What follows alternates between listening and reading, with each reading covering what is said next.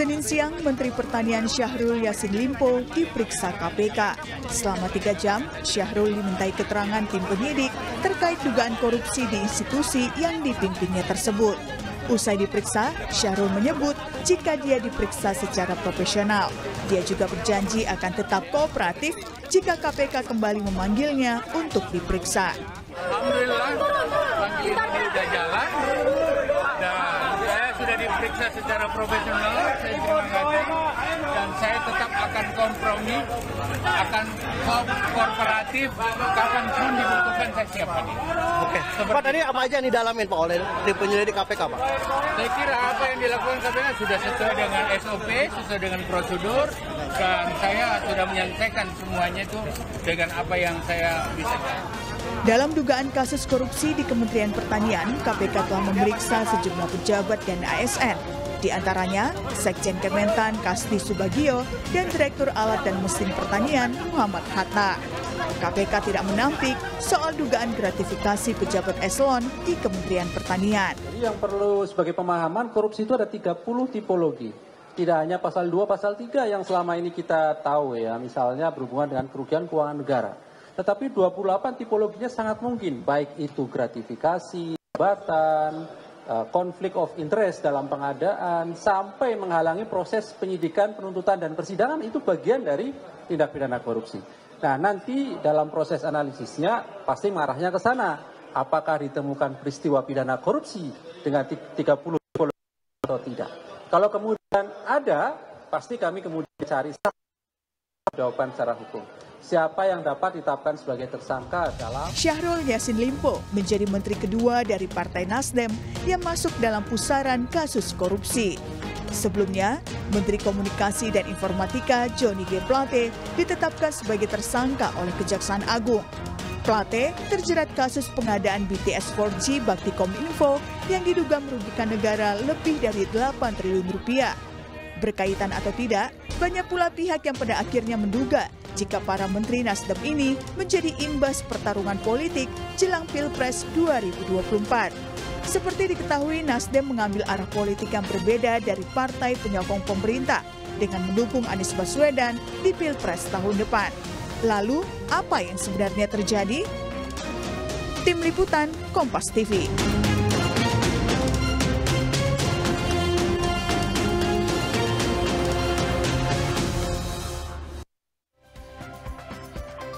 Saudara, Senin kemarin KPK telah memeriksa Menteri Pertanian Syahrul Yassin Limpo terkait dugaan korupsi di institusi yang dipimpinnya, Kementerian Pertanian. Seiring dengan pemeriksaan ini berkembang pula opini jika Menteri Nasdem ini, Syahrul Yassin Limpo adalah salah satu menteri yang juga kader dari Partai Nasdem, menjadi target dari efek pertarungan politik jelang Pilpres 2024. Seperti diketahui, Nasdem mengambil arah yang berbeda dengan partai penyokong pemerintah yang lain saat ini dengan mengusung Anies Baswedan sebagai calon presidennya. Benarkah dugaan seperti ini? Kita akan bahas bersama sejumlah narasumber. Ada pakar komunikasi politik dari Universitas Islam Negeri Jakarta, Gun Gun Herianto, pimpinan KPK periode 2015-2019, Saud Situmorang, serta peneliti dari Pusat Kajian Anti Korupsi UGM atau Pukat UGM, Zainur Rohman. Selamat pagi Mas Zainur, Bang Saud, Mas Gun. Salam sehat. Pagi, Mas Bayu. Selamat pagi. Iya, Mas Gun, langsung aja ini langsung kita berpikiran setelah Johnny G. Plate, kemudian Syahrul Yassin Limpo. Menurut Anda salah nggak publik ketika kemudian mengaitkannya dengan menjelang Pilpres? Ini kasus korupsi tapi politis, Mas Gun? Jadi begini, saya bukan orang hukum dan bukan aktivis yang bergerak dalam bidang korupsi ya. Saya membatasi diri kajian saya pada komunikasi politik. Ya. Memang pertanyaan Mas Bayu itu menjadi menarik ya dalam konteks kontestasi elektoral yang belakangan semakin eskalatif. Jadi apapun yang kemudian terhubung dengan aktor dan partai ya dalam pusaran kontestasi elektoral pasti dikaitkan ya dengan banyak hal. Terutama misalnya kalau belakangan muncul ya ragam pemberitaan yang menyangkut individu partai politik. Ya ini kan wilayah yang terbuka, persepsi yang terbangun yang terbuka. Sekalipun tentu ya tentu kedalaman satu kasus ya, menyangkut misalnya individu, sebut aja misalnya Pak Menteri Pertanian, ataupun misalnya kemarin Menteri Komunikasi dan Informatika, itu tentu harus didalami, sekalipun kita memahami bahwa konstruksi hukum itu adalah wilayah yang harus kemudian dilakukan pembuktian-pembuktian dan lain sebagainya, ya itu di satu sisi. Tetapi di sisi lain tentu juga ini terhubung dengan politik yang banyak terhubung dengan persepsi. Nah, dalam kajian kami ya, komunikasi politik ya, memang fase krusial ya, pas seperti misalnya proses kandidasi, proses nanti kampanye, proses nanti conviction, atau orang mempertimbangkan sebelum hari H pencoblosan, itu adalah fase-fase krusial dalam konteks manajemen isu dan manajemen konflik. Nah, kalau Mas Bayu tanya bahwa apakah kemudian persepsi publik selalu akan terkait dengan rivalitas, ya itu tidak bisa dinafikan bahwa bandul politik elektoral itu kemudian masuk ya dalam pusaran diskursus publik, terutama yang menyangkut isu-isu aktor maupun partai yang akan bertarung di 2024. Begitu Mas Bayu. Oke, nggak bisa dihindarkan bahwa ini kemudian akan terhubung dengan politis. Mas Zainur Rohman, saya tahu Pukat UGM banyak tahu informasi-informasi di belakang layar sebetulnya. Kalau di Kementerian Pertanian sendiri, sebenarnya memang kasus-kasus seperti ini kita masih di dalam penyelidikan, jadi kita belum tahu ini kasusnya seperti apa. Mungkin nanti kalau sudah penyidikan baru agak sedikit dibuka oleh KPK. Nah, kita belum tahu, tetapi apakah di Kementerian Pertanian ini juga murni kasus korupsi ini ada? Bahwa kemudian persepsinya terbangun sebagai dihubungkan dengan politik, ya kita bisa mengerti lah. Mas Gun tadi sudah memberikan analisanya. Tapi ini murni kasusnya. Paling tidak yang Pukat tahu lah, Mas Zainur. Ya, Mas Bayu, kalau kita ikuti perjalanan informasi kasus ini ya, saya sih melihat ini kasus yang terkait dengan anggaran di internal kementerian, gitu ya. Kalau dari modus kasus-kasus di berbagai kementerian tuh biasanya kan tidak jauh-jauh dari pengadaan barang dan jasa, pemberian izin, kuota ekspor impor, atau juga pengisian jabatan publik. Tetapi sepertinya yang terjadi di Kementerian Pertanian, meskipun KPK belum mengumumkan, ini agak berbeda Mas Bayu. Ada informasi ini adalah kasus terkait dengan gratifikasi dan juga kemungkinan kerugian keuangan negara yang bisa dijerat dengan pasal 2 atau pasal 3 Undang-Undang Tipikor, pengumpulan sejumlah dana secara reguler untuk kepentingan seorang pejabat begitu. Nah, ini kan pengumpulan dana ini membebani bagi para birokrat di internal kementerian. Kalau pengumpulan dana itu kemudian diwajibkan kepada para pejabat di internal kementerian, mereka tentu akan mencari sumber untuk menyetor. Nah, sumber itu kemungkinan juga akan dicari dari cara-cara yang tidak sah. Biasanya adalah mengotak-atik anggaran di internal, kemudian pelaporan perjalanan secara fiktif, atau juga menerima pemberian dari para penyedia barang dan jasa, Mas Bayu. Nah, saya percaya kalau KPK sudah masuk menginjak satu kasus di kementerian bahkan yang sudah diperiksa jumlahnya sangat banyak, saya percaya kasusnya solid, Mas Bayu. Nah, ini soal apakah kasus ini ada atau tidak ada dengan kaitan politik, tentu itu menurut saya adalah soal yang lain. Tetapi kalau dari sisi kasusnya sendiri, saya percaya KPK pegang alat bukti. Memang saat ini masih di tahap penyelidikan. Kalau di dalam KUHP penyelidikan itu kan untuk mengetahui ada atau tidaknya tindak pidana dan dapat atau tidaknya dilanjutkan di proses penyidikan. Tetapi kalau di KPK itu kan selangkah lebih maju. Mungkin Pak Saud nanti bisa jelaskan. Nah, jadi saya melihat memang kalau dari sisi kasusnya saya pikir itu tidak akan terlalu repot bagi KPK untuk bisa membuktikan bahwa kasus ini memang kasus yang secara hukum ada alat buktinya, bisa dipertanggungjawabkan di depan persidangan sehingga nanti bisa dilakukan proses penuntutan. Nah, kalau soal soal apakah ini kemudian politik atau non politik, silakan ya teman-teman yang bergerak menganalisis dari sisi politik itu bisa melakukannya. Tapi bagi saya sih sebenarnya tidak ada soal, Mas Bayu. Apakah itu kemudian adalah pesanan atau bahkan kriminalisasi atau tidak, itu bisa dibuktikan menurut saya dengan beberapa hal. Yang pertama, apakah ada alat bukti yang kuat atau tidak. Yang kedua, apakah kasus ini sebenarnya adalah kasus yang sudah sejak lama diketahui tetapi baru diproses sekarang? Maka jika seperti itu, maka itu kemungkinan terkait dengan politik.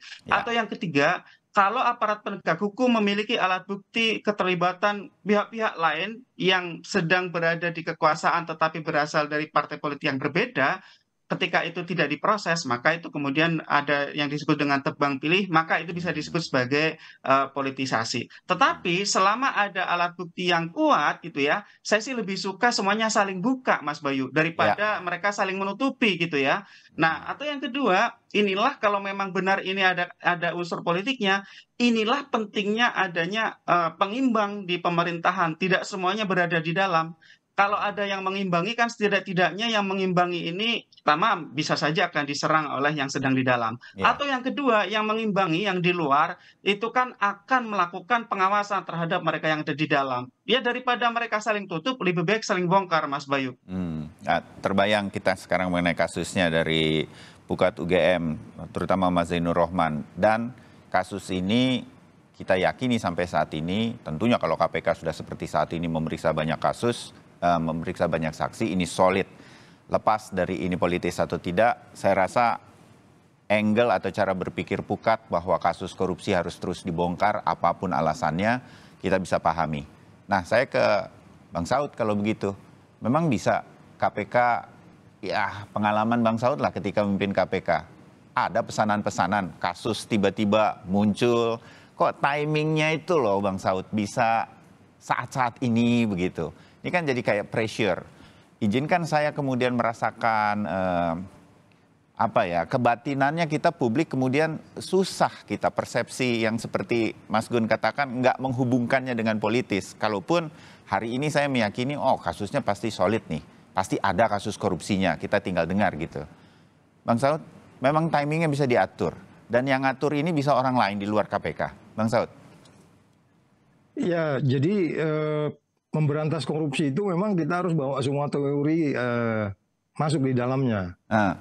Teori manajemen, teori politik. Karena kan ini kan extraordinary crime. Crime yang luar biasa. Bahkan ada di dalam terminologi tahun 2011 itu yang disebutnya political expert person ya. Orang-orang politik yang punya potensi untuk kemudian melakukan transaksional, isu transaksional. Jadi kita harus membawa semua teori ke dalam ini, jangan mengabaikan teori yang lain. Jadi makanya ketika kalau ingat dulu, Mas Bayu ingat ada kasus Mbak Pau dulu ya, yang Mbak Pau EKTP itu. Ya itu kan kita antisipasi benar itu. Ini jangan sampai masuk ke 2019 baru kita selesaikan. Makanya kita selesaikan benar itu 2018.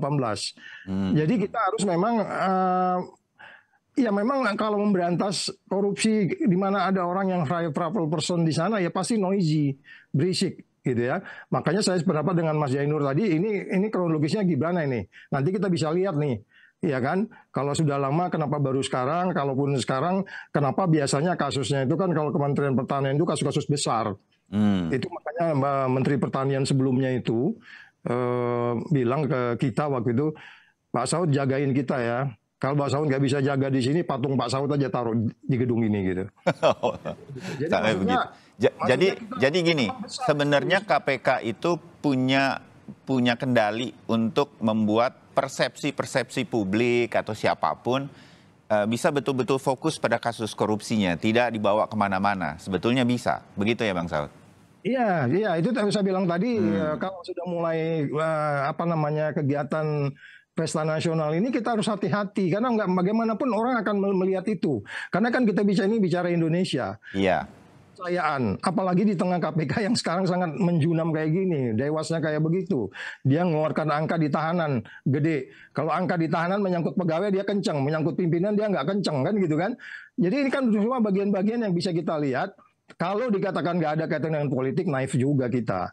Karena memang ada cara sebenarnya kalau memang, apalagi kalau kerugiannya cuma gratifikasi berapa lah itu ya. Jadi maksud saya, apa yang kita lakukan saat ini kalau memang ada buktinya, saya dengar juga partai politik yang mengatakan dia kalau memang betul ya kita siap mendukung, yang bersangkutan juga siap membuka segalanya ya.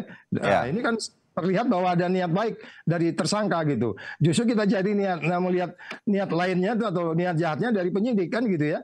Kita melihatnya di situ gitu. Pada mens reanya itu justru kenapa case ini diangkat di tengah case yang seperti ini wajar kalau dipertanyakan. Tadi Mas Gun Gun sudah bilang, makanya kan teori, jangan bawa satu teori kalau ke KPK itu. Saya ke KPK itu teori kompleksitinya saya bawa, semua teori, sehingga kita lebih hati-hati. Nah kalau umpamanya katakan yang bersangkutan ada gratifikasi, itu kan 18 tahun daluarsanya. Ya dulu nanti kemudian selesai pemilu udah.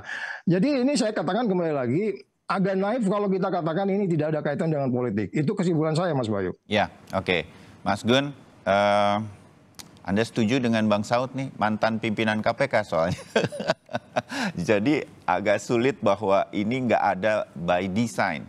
Ada akan pengaruhnya, paling tidak bagi Nasdem yang kader-kadernya di kementerian sekarang berurusan dengan kasus korupsi. Satu di Kejaksaan Agung, satu di KPK. Bagaimana kita melihat ini, Mas Gun? Ini betul-betul solid, kasusnya memang ada, tetapi persepsi publik seperti ini, di tengah seperti ini kan bagi saya, kalau saya membayangkan diri sebagai Nasdem, ini merugikan sekali sebetulnya. Dan harusnya ini kan, kalau kata Bang Saud tadi, bisa dihindari sebetulnya. Kasus ini sebenarnya kan sudah lama. Kalau kasusnya solid dan sudah cukup kuat, bisa diatur waktunya agar tidak memunculkan persepsi yang dekat dengan Pilpres. Mas Gun. Iya Mas Bayu, itu ada satu terminologi menarik dalam komunikasi politik itu ya, namanya CPM atau Communication of Privacy Management. Tadi persis seperti bisa menjelaskan apa yang disampaikan oleh Bang Saud dan juga Mas Jainur Rahman ya, bahwa KPK bicara soal timing kapan misalnya memanage komunikasi ke publik, termasuk dalam konteks misalnya satu kasus hukum. Dan itu proses itu pasti akan bergulir menjadi satu wilayah perbincangan yang liar, itu pasti harus dimitigasi kan. Termasuk misalnya memasuki satu fase di mana 2023 itu kan bentar lagi proses kandidasi selesai, Oktober-November masa kampanye. Maka kemudian orang akan melakukan yang disebutkan politik asosiatif ya, mengasosiasikan satu tindakan baik itu di wilayah hukum maupun politis itu dengan konteks situasi yang sedang berkembang. Sebut aja orang bisa mengidentifikasi ini sebagai political pressure ya, atau tekanan politik. Nah ini yang kemudian harus dijelaskan secara ajak. Halo Mas Gun. Tampaknya sinyalnya sedikit terganggu, tetapi nanti kita sambung lagi. Ya, melalui pembuktian-pembuktian di wilayah. Jangan sampai kemudian begini, ya saya agak khawatir kemudian ada kesan yang menguat kalau kemudian institusi KPK itu kemudian bisa tadi ada proses politik dari kekuatan di luar yang kemudian memanfaatkan momentum ya untuk kemudian bukan hanya semata-mata kasus hukum nanti, tapi bisa menjadi political pressure bagi kekuatan tertentu begitu. Nah ini yang kemudian satu hal yang makanya tadi saya mencermati betul apa yang disampaikan oleh Bang Saud, misalnya kayak kasus IKTP, bagaimana misalnya timingnya bisa diselesaikan sebelum memasuki tahun 2019 misalnya. Ini proses yang tentu mitigasi penting ya dalam konteks penegakan hukum. Jadi hukum tidak bisa dilepaskan ya dari atmosfer politik yang tentu berkelindan. Nah konteks itulah yang menurut saya terhubung dengan dua hal Mas Bayu ya. Pertama itu wilayah tentu framing ya, pemberitaan media yang kemudian pasti akan berkelindan dengan isu hukum. Ya, makanya kemudian harus dimitigasi apakah ini kemudian lebih kental muatan politiknya atau sebenarnya murni penegakan hukum. Nah ini kan Satu hal yang harus dimitigasi sejak awal oleh institusi seperti KPK ya. Yang kemudian yang kedua adalah soal bagaimana misalnya FCR atau finding, conclusion, recommendation atas kasus-kasus hukum ini berujung di mana. Nah, ini kan butuh yang disebut dan evidence base atau basis-basis data, basis bukti yang kemudian lebih kuat dibanding kemudian wilayah persepsi yang mungkin saja kemudian semua orang bisa memiliki tafsir atau memiliki makna yang berbeda-beda. Ini disebut makna polisemik ya. Satu hal itu bisa ditafsiri, bisa dimaknai berbeda-beda. Nah, secara politik ya tentu ini merugikan Partai Nasdem ya. Ya, secara politik ya. Kenapa? Karena kan ini terhubung dengan momentum yang sangat menentukan baik untuk elektabilitas partai maupun untuk komunikasi politik ya, bicara soal negosiasi-negosiasi Partai Nasdem. Konteksnya adalah Pilpres, karena ini kan fase krusial jelang Oktober, terutama fase akhir kandidasi pengusungan Capres-Cawapres, begitu. Oke, baik. Nanti kita sambung bagaimana kemudian Nasdem harus bersikap dengan hal semacam ini ya, Mas Gun. Ingatkan saya kalau saya lupa nanti bertanya mengenai itu, atau Anda silahkan saja menyampaikan. Mas Zainur, sedikit saja. Oke, kasus ini kita harapkan betul-betul solid. Indikasinya sudah terasa gitu. Nggak mungkin KPK, kalaupun timingnya harus sekarang, itu berarti kan harus mahal kalau sampai tidak solid kasus ini diangkat pada saat ini. Apa yang menurut Anda, Mas Zainur, atau Pukat harus lakukan oleh KPK, walaupun KPK sekarang mengatakan enggak, ini nggak ada hubungan sama politis, 2 atau 3 kali sudah di media, tapi agak sulit persepsi ini tidak terbangun bahwa ini ada hubungannya dengan Pilpres 2024. Tapi kemudian kita bisa berharap apa bahwa kasus ini selain solid, apa yang bisa membuat kita berpikir bahwa iya, ini benar-benar memang harus sekarang waktunya dimunculkan. Itu apa dalam sebuah kasus korupsi, Mas Zainur? Saya transparansi dan akuntabilitas, Mas Bayu. KPK kan selama ini berlindung di balik status penyelidikan. Nah, status penyelidikan itu kan memang di situ belum ada tersangkanya begitu ya. Jadi KPK merasa masih punya waktu untuk melakukan pemeriksaan, melengkapi berkas-berkas, dan informasi yang harus disampaikan kepada publik itu terbatas dengan alasan kerahasiaan gitu ya. Agar misalnya para pihak itu tidak melarikan diri, menghilangkan barang bukti dan lain-lain gitu. Nah, tetapi kalau menurut saya dalam konteks jelang 2024 ada konteks sosial politiknya, maka menurut saya profesionalitas KPK itu sangat dituntut oleh publik. Publik itu nggak bodoh-bodoh amat itulah, Mas Bayu ya. Sehingga yang bisa dilakukan oleh KPK adalah cepat ya, tentukan status setelah melakukan pemeriksaan terhadap pemimpin tertinggi di Kementan, yaitu Menteri Pertanian. Setelah ditentukan status, jika memang ia masuk tahap penyidikan, maka lakukan penyidikan sesegera mungkin, kemudian ajukan di depan meja persidangan. Sehingga di dalam semua proses itu KPK bisa menyampaikan informasi kepada publik secara transparan. Misalnya apa? Misalnya kasus ini kasus apa sih? Sampai sekarang kan KPK tidak menyampaikan. Nah, yang diduga adalah ini kasus pengumpulan uang untuk setor kepada pejabat gitu ya. Tetapi sampai sekarang KPK tidak lakukan itu gitu ya. Yang kedua, siapa saja yang terlibat, bagaimana modus operandinya, bagaimana ini bisa terjadi, mengapa pengawasan gagal untuk melakukan pencegahan, apalagi untuk melakukan penindakan dan seterusnya, itu tidak dilakukan, Mas Bayu. Sehingga publik bertanya-tanya apa yang dilakukan oleh KPK ini, apalagi KPK ini kan tahu kita sedang dalam proses yang jelang 2024. Dan harusnya ini bisa dilakukan oleh KPK sekarang. Sebetulnya apa yang yang kita harapkan seperti analisa Anda ini sebetulnya bisa KPK lakukan, Mas Zainur? Bisa, Mas Bayu, sangat bisa. Jadi menurut saya yang pertama itu tadi ya, segeralah tentukan status gitu ya, status siapapun yang memang terlibat, termasuk status apakah dari penyelidikan sudah benar-benar didapatkan alat bukti untuk bisa naik ke penyidikan dan dapat tersangkanya.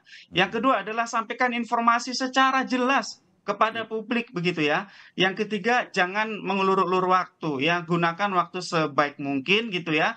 Kenapa? Karena justice delayed, justice denied gitu ya. Keadilan yang ditunda-tunda itu adalah keadilan yang tertolak begitu ya. Artinya ini bisa merugikan banyak pihak begitu ya. Jadi ini perlu perlu proses penanganan perkara yang benar-benar profesional, tidak membuka celah penafsiran bahwa ini diulur-ulur begitu ya, apalagi dicari timingnya begitu ya, sehingga publik bisa dapat informasi dengan jelas. Itu yang kita harapkan dari KPK untuk proses saat ini. Nah, yang kedua, Mas Bayu, tadi saya katakan bahwa kalau KPK ingin menghindari tuduhan bahwa KPK itu bisa di-remote dari luar, KPK bisa dipesan secara politik dari luar, KPK proses kasus-kasus lain yang sampai sekarang masih tertunggak yang itu terkait dengan politik. Contoh apa? Harun Masiku. Harun Masiku itu kan sangat kuat dugaannya terkait dengan partai dari warna lain begitu ya. Dan itu kan bukan melibatkan Harun Masiku saja, tetapi melibatkan aktor-aktor lain yang itu merupakan juga politisi yang memiliki posisi yang sangat kuat di partai politik lain. Jadi kalau KPK juga proses gitu ya, partai dari kelompok lain, itu publik akan percaya, oh iya KPK tidak pilih-pilih, KPK tidak pandang bulu, KPK tidak bisa di-remote gitu. Itu menurut saya bisa menjadi bukti kepada publik, Mas Bayu, bahwa KPK itu memang independen. Kenapa? Karena KPK itu memang adalah lembaga anti korupsi yang bersifat independen sesuai dengan Undang-Undang 30 tahun 2002 sebagaimana diubah dalam 2019 dan itu juga memang merupakan konsep lembaga anti korupsi di dunia, Mas Bayu. Idealnya memang KPK harus bersifat independen, bebas dari campur tangan kekuasaan manapun, tidak bisa di-remote dari luar, Mas Bayu. Ya, baik. Kita dapat poinnya jelas sekali mengenai apa yang harus dilakukan KPK supaya persepsi publik tidak kemana-mana. Bang Saud, nanti akan saya minta tanggapannya sebagai mantan pimpinan KPK usai jeda. Tetap bersama kami.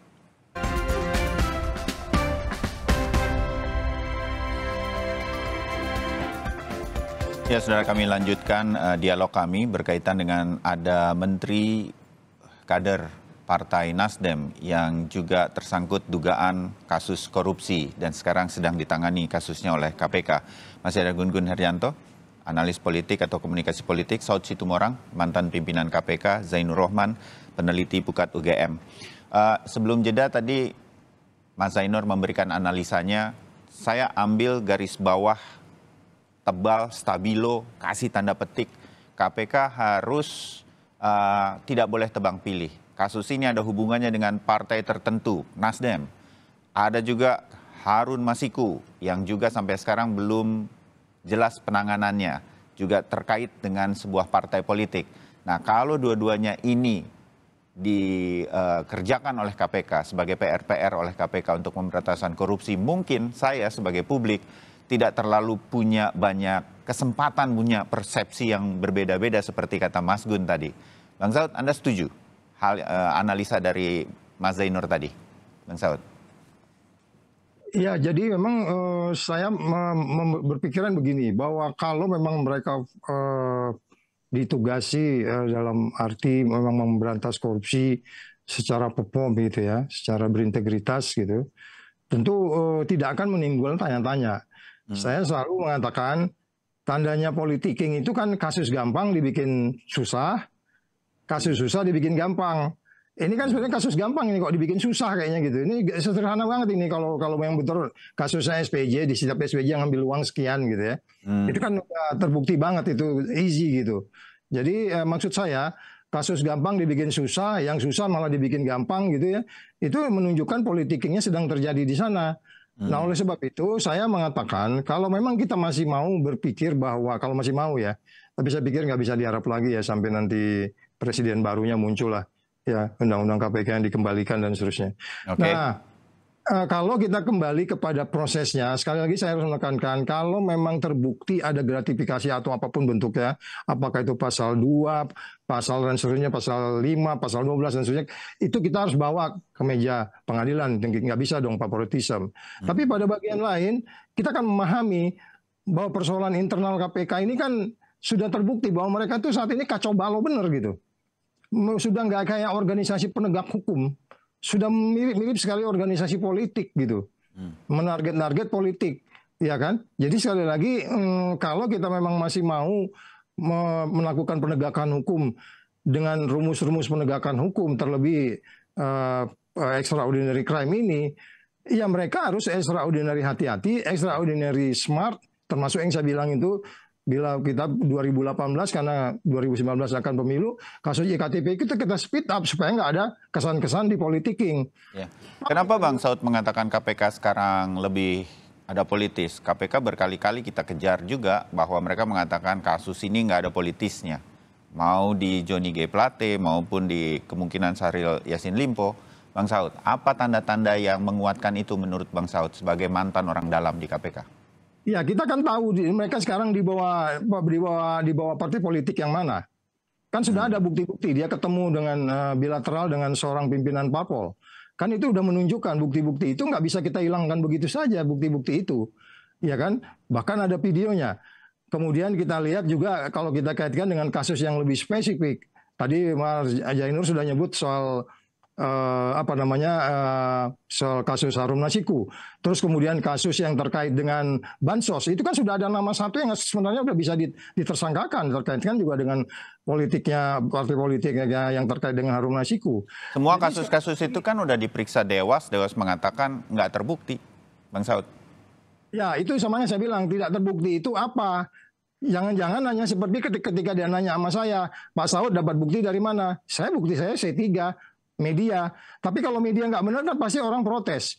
Jangan katakan unsur media karena saya dapat informasi media, saya nggak ketemu langsung di SDM, saya dikatakan bahwa informasi saya tidak valid.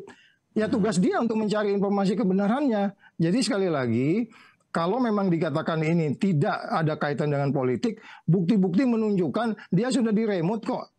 Iya kan? Sudah jelas itu, kita nggak bisa menafikan lagi. Ada banyak yang favoritism di sana. Bahkan dia sudah seperti merasa seperti I am the law gitu. Jadi dia bisa melakukan apa saja, kemudian Dewasnya juga tidak bisa melakukan apa-apa. Gitu, Mas. Oke. Baik. Terbayang sekarang kalau bicara dengan Bang Saud itu, saya selalu mendapatkan kesan ada KPK sekarang sudah agak sedikit berbeda dan saya mengerti mengapa posisi-posisi itu selalu disampaikan oleh Bang Saud.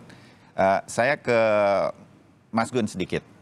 Mas Gun, selain KPK yang menjadi perhatian publik sekarang adalah selalu mengatakan bolehlah kepada partai politik yang sekarang sedang berkuasa atau kepada pemerintah yang sekarang sedang berkuasa bahwa ini by design kayaknya memang disengaja begitu. Nah, kira-kira itu kan obrolan kalau sambil ngopi dengan teman-teman, waduh kemarin Kominfo, sekarang Kementan, mungkin berikutnya adalah Kementerian KLH dan K, gitu, ya kan, kira-kira begitu tuh bayangan kita. Artinya harus ada yang menjawab juga pemerintah berkaitan dengan ini secara analitis Anda sebagai komunikasi politik, Mas Gun menurut Anda, atau juga Nasdemnya juga harus menjawab ini, menurut Anda Mas Gun? Jadi gini Mas Bayu ya, pertama menurut saya yang paling penting juga itu adalah role model dari pernyataan-pernyataan publik yang berpotensi untuk kemudian menjadi masalah. Contoh misalnya, saya termasuk yang mengkritik ya ketika misalnya penggunaan diksi cawe-cawe begitu ya, karena itu contoh misalnya itu bisa kemudian diinterpretasi dengan liar ya. Meskipun ya tentu ya sudah ada semacam klarifikasi ya bahwa itu adalah dalam konteks politik kenegaraan, tetapi kemudian kan seperti tindakan itu seperti sekuensial. Jadi ada satu pernyataan muncul di satu konteks ya, dan kalau tidak cepat proses memberi semacam klarifikasi, itu pernyataan akan menjadi equivocal communications ya, komunikasi itu kemudian menjadi satu hal yang multi interpretasi. Nah itu yang kemudian sempat muncul pada saat Pak Presiden misalnya menggunakan kata cawe-cawe begitu ya, dan saya kira bukan di situ poin saya. Politik istana, politik pemerintah dalam realitas kontestasi elektoral menurut saya memang harus jauh lebih hati-hati ya. Kenapa? Karena langkah-langkah strategis pemerintah, terutama oleh aktor-aktor penting seperti presiden dan circle-nya, itu akan kemudian menjadi semacam asupan ya bagi ragam pemberitaan, ragam diskursus publik yang kemudian kalau semakin sering ya menggunakan semacam tindakan simbolik ya, bukan hanya kata-kata, seperti tindakan simbolik yang lebih dekat pada salah satu misalnya capres begitu ya. Ya. Nah itu akan kemudian diinterpretasi bahwa bandul politik istana kemana, dan itu kemudian kurang memberi misalnya semacam apresiasi pada atau sebut aja proporsi yang seimbang misalnya dengan kelompok lain. Nah hal seperti ini kan bisa kemudian memantik yang disebut dengan interpretasi publik ya, bahwa ada semacam arah atau bandul politik yang mengarah pada satu kekuatan dan tidak pada kekuatan lain. Nah Pak Presiden tentu harus berdiri di atas semua kelompok, harus berdiri di atas semua kandidat, termasuk menurut saya dalam konteks ini adalah peran pemerintah ya saat ini dan ke depan, terutama di menjelang 14 Februari 2024. Kalau soal partai ya seperti Partai Nasdem ataupun partai-partai lain, ketika diterpa isu dalam konteks misalnya yang terhubung dengan atau berpotensi menjadi krisis ya institusi, itu pasti kan mereka akan mengelolanya, dan ini bagian menurut saya standar dalam protokol komunikasi ya. Protokol komunikasi itu kan ada 12 standar. Salah satunya adalah bagaimana misalnya memanage isu yang berpotensi mengarah pada krisis komunikasi. Kira-kira begitu Mas Bayu ya. Ini pasti dilakukan oleh Partai Nasdem ya, dan juga partai-partai lain yang bersiap akan tadi bahasa Mas Jainur itu saling serang, terutama bukan hanya di wilayah politik saja, melainkan juga di wilayah hukum begitu. Ya, oke. Kita dapat poinnya, dan saya garis bawahi menarik Mas Gun mengatakan pemerintah harus juga berhati-hati dalam berkomunikasi. Karena Pilpres ini semua akan bisa punya persepsi yang berbeda.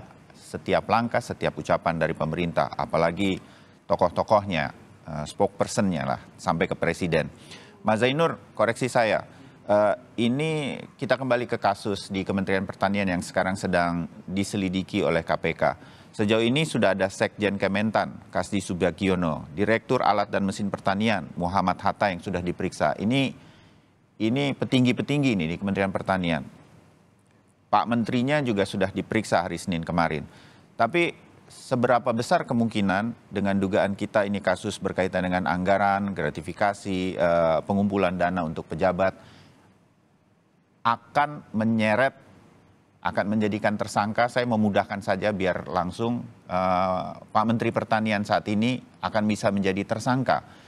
Karena membaca dari analisa Bang Saud, kalau ia ini semacam sudah disetir, ini kan bisa terus digoreng, dimainkan panjang, kali lebar, nggak ketahuan kapan tersangkanya, ditunda dulu, nanti kemudian muncul lagi, kalau boleh saya menebak begitu. Sehingga kemudian buruk terus bagi sebuah partai politik, ujung-ujungnya nanti ke Pilpres dan lain-lain. Nah, sampai sejauh mana Mas Zainur, ini saya mengerti bahwa ini harus cepat sebetulnya, cepat umumkan sehingga kemudian tidak dimain-mainkan sampai begitu panjang isu-isu seperti ini. Mas Zainur. Ya Mas Bayu, tentu kalau kita perhatikan dari informasi yang disampaikan oleh KPK dengan sangat terbatas itu, memang sepertinya ini ada beberapa pejabat ya di internal Kementerian Pertanian, tadi sudah disebut Sekjen, ada direktur. Nah direktur ini kan yang Mas Bayu sebut tadi adalah orang kepercayaan dari Pak Menteri yang dibawa dari Sulawesi Selatan begitu ya. Tadinya adalah pegawai di Pemprov Sulsel, kemudian masuk ke Kementerian Pertanian, itu masih baru ya di tahun 2019 gitu. Nah kalau pertanyaannya ini apakah akan sampai puncaknya, ya menurut saya memang justru itulah yang ditarget oleh KPK berdasarkan pemeriksaan yang sudah dilakukan. Sepertinya justru KPK ingin melihat apakah Menteri Pertanian ini harus dipertanggungjawabkan secara hukum karena terlibat misalnya menerima aliran-aliran dana itu. Saya melihatnya justru memang tujuan utama dari KPK adalah Menteri Pertaniannya. Apakah KPK akan dapat untuk menjerat Menteri Pertanian dengan alat-alat bukti yang sangat kuat dan bisa dipertanggungjawabkan di depan persidangan atau tidak? Ya kita tunggu waktu. Nah maksud kita adalah kita menunggu waktunya itu jangan terlalu lama, karena ini kasus juga sebenarnya bukan kasus baru-baru amat. Kalau KPK mengatakan ini sudah diproses penyelidikan dari awal tahun 2023, dari bulan Januari, tetapi kan KPK juga menyampaikan bahwa kasus ini adalah dugaan pengumpulan dana setoran kepada pejabat dari tahun 2019. Artinya ini seharusnya sudah bisa dilakukan oleh KPK di jauh-jauh hari, atau yang kedua setidak-tidaknya jangan buying time kemudian membuka ruang-ruang spekulasi. Nah, tadi soal bagaimana perspektif dari eksternal, menurut saya itu justru Mas Bayu sangat dipengaruhi oleh tingkat kepercayaan publik kepada KPK. Dari zaman dulu publik tidak pernah mempermasalahkan sebenarnya gitu ya, kalau ada seorang politisi, pejabat publik itu dijerat oleh KPK, bahkan misalnya bersamaan dengan satu momen-momen politik tertentu. Kenapa? Karena publik percaya gitu ya terhadap independensi KPK. Publik melihat KPK tidak pandang bulu, tidak tebang pilih, dan bisa dilihat oleh publik KPK hajar semua kalau memang ada alat bukti yang menunjukkan tindak pidana korupsi yang dilakukan oleh mereka. Nah, saat ini KPK redup kepercayaan publik terhadap KPK dimulai dari revisi Undang-Undang KPK dalam Undang-Undang 19. Ya, Undang-Undang 19 itu sangat mereduksi derajat independensi KPK di semua sisi. Termasuk kalau dari tadi dibahas Dewas, ingat Dewan Pengawas KPK itu untuk pertama kali, ya itu yang sekarang menjabat, itu adalah orang pilihan presiden sendiri tanpa panitia seleksi. Artinya tidak ada independensi secara desain di mereka. Secara personal kita admire mereka. Mereka adalah tokoh-tokoh yang selama ini punya rekam jejak begitu ya. Tetapi secara prosedur pengangkatannya saja sudah tidak independen kok. Nah, sehingga kalau sudah tidak independen dari sisi pengangkatan, kita tidak bisa mengandalkan Dewan Pengawas untuk menjaga independensi KPK agar tidak di-remote oleh eksternal. Yang kedua, dari konfigurasi pimpinan KPK yang sekarang, ini kan pimpinan-pimpinan KPK yang selalu ada catatan publik. Bahkan sudah satu mengundurkan diri karena diduga melakukan pelanggaran kode etik, bahkan diduga melakukan tindak pidana yang sayangnya sampai sekarang juga tidak diproses oleh aparat penegak hukum manapun. Itu artinya memang ada problem serius di internal KPK. Oleh karena itu, karena KPK-nya sudah berkurang derajat independensinya, ya perilaku perbuatan-perbuatan internalnya juga tidak bisa dipercaya oleh publik 100%, kemudian timbul persepsi-persepsi dari eksternal terhadap proses-proses hukum yang sekarang sedang berlangsung. Sehingga menurut saya ke depan seharusnya jika memang Indonesia ingin punya badan anti korupsi yang bersifat independen, harus dikembalikan independensinya seperti yang dulu. Dan itu yang seperti itu bisa disuarakan, Mas Bayu, dari pihak-pihak yang merasa sebagai korban seperti Nasdem ini. Nasdem kan punya anggota DPR, ya, suarakan di Komisi 3 gitu ya agar KPK ini bisa independen. Atau anggota DPR Nasdem di Komisi 3 juga bisa meminta akuntabilitas kepada Jaksa Agung dalam proses penanganan Pak Johnny G. Plate atau dalam proses penanganan mantan kepada KPK begitu ya. Dan mereka juga dapat mendesain ke depan KPK agar seindependen mungkin. Jangan sampai ada anasir-anasir dari eksternal yang dapat mempengaruhi independensi KPK sehingga KPK bisa digunakan sebagai alat permainan politik. Nah, menurut saya itulah indahnya ada pengimbang, Mas Bayu. Jangan di dalam semua. Kalau di dalam semua publik gelap, nggak bisa melihat begitu kan. Kita paham kok bahwa memang ada keresahan-keresahan ya di pihak-pihak yang berada di eksternal pemerintah, khawatir dikerjai oleh alat-alat penegak hukum. Kita tahu itu. Tapi yang menurut saya dua yang saya catat. Yang pertama, jangan sekali-kali melakukan korupsi. Udah, kalau tidak korupsi tidak ada celah lagi, Mas Bayu. Ya. Yang kedua, ini seharusnya menjadi kesadaran bagi semua politisi bahwa kekuasaan itu sementara, tidak ada yang abadi. Semua itu temporer, Mas Bayu. Roda itu berputar. Sekarang berkuasa, besok bisa di luar gitu ya. Sehingga sekarang oke, bisa aman. Tetapi ingat, tindak pidana korupsi itu bisa diproses kapanpun dengan daluarsa 18 tahun gitu ya. Ya kalau memang ingin selamat dunia akhirat, ya jangan sekali-kali lakukan korupsi dan sadari betul bahwa semua bisa diproses suatu hari. Kalau mau semuanya fair, dengan permainan yang adil, maka semua non-partisan, bipartis semua ya, di atas kepentingan partai politik, buatlah lembaga anti korupsi yang bersifat independen. Kembalikan independensi KPK. Orang semua yang di luar sekarang juga dulu juga sepakat kok dengan revisi Undang-Undang KPK. Sekarang baru merasa menjadi korban. Ya kalau saya sih, saya sangat ingat betapa pedihnya kita yang selama ini bergerak di bidang anti korupsi, betapa Undang-Undang 19 itu mempreteli independensi KPK, Mas Bayu. Ya, oke. Sudah dapat betul poin-poinnya berkaitan dengan kasus ini. Tapi saya ingin berikan kesempatan terakhir sebelum kita tutup. Bang Saud, profesionalisme independensi KPK pada saat ini masih kita bisa berharap, paling tidak untuk kasus di Kementerian Pertanian ini, sehingga kemudian tidak ada persepsi yang lain, betul-betul kasus korupsi. Bang Saud. Ya, mereka harus buktikan itu ya. Harus buktikan bahwa mereka tidak politicking, mereka perform, mereka sesuai dengan asas-asas pemberantasan korupsi dan seterusnya, transparan, akuntabel, tidak konflik of interest.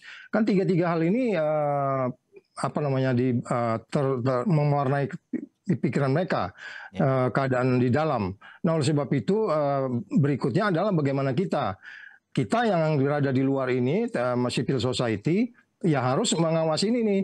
Makanya ketika kemarin kasus yang pertama itu yang menyangkut Nasdem, kan saya gambar sendiri semua kasusnya. Ternyata ada dari awal saya udah curiga ini pasti yang perusahaan ini sebagai konsorsium harus diambil. Makanya saya ke Komisi 3 waktu itu. Ya kan, ini nggak benar ini, jangan memihak begini satu sisi. Nah, kemudian belakangan ini jadi tersangka. Yang di situ juga banyak hal-hal yang bisa kita simpulkan bahwa teori-teori beneficial ownership dan berikutnya ya, dan hal-hal lain yang membuat kita makin yakin gitu. Kalau mereka yakin beneficial ownership, seharusnya sejak awal itu sudah ditersangkakan, walaupun kasusnya di kejaksaan ya. Tapi maksud saya adalah bahwa bagaimana kita bisa melakukan ini, keadilan yang akan datang dan semua pihak-pihak yang terlibat terkait dengan ini harus diselesaikan.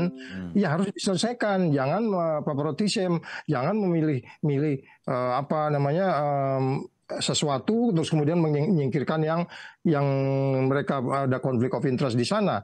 Nah, itu mereka harus buktikan bahwa mereka tidak politicking. Tapi nyatanya kan sampai hari ini yang kita lihat itu sangat maksimal politicking-nya. Ya kan, masa kita harus nyebutin 1 sampai 100 sih?